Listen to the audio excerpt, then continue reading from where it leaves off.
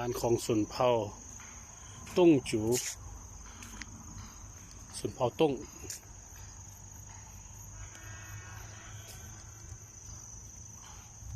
แถวหลงเจียง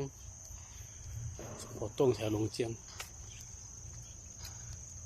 ชีวิตการเป็นอยู่ของประชาชนสบาย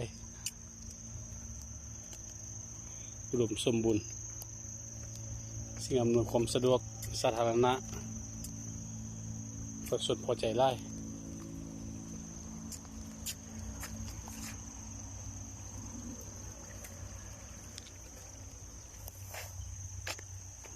อันนี้ห้องน้ำ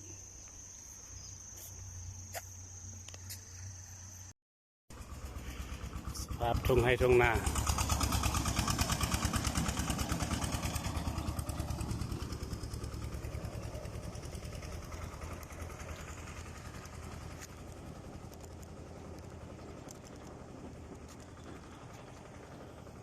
บ้านของประชาชน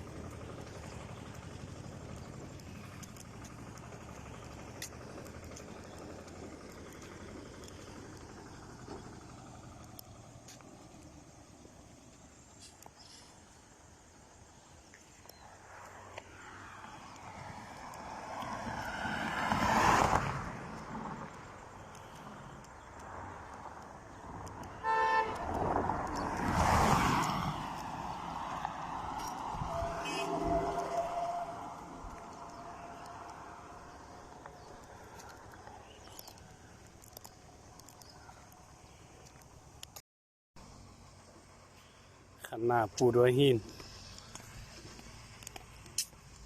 โอ้สะดวกสบาย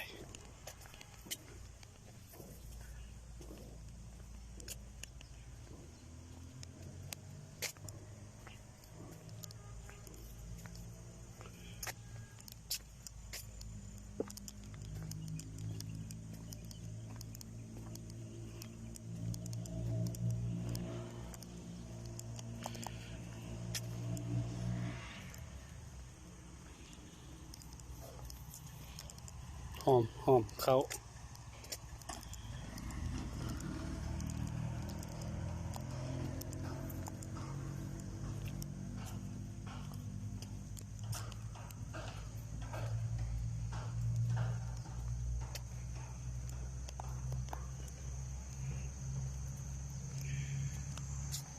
ทำบ่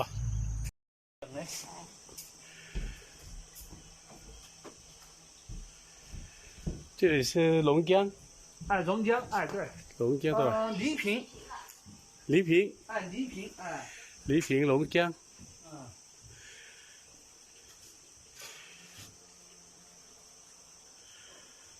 ทุ่งนา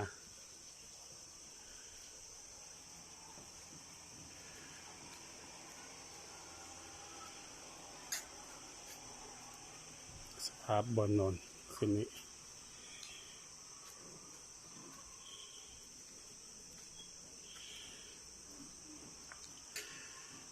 ปลูกฟังหูที่เป็นเหือนในชนบท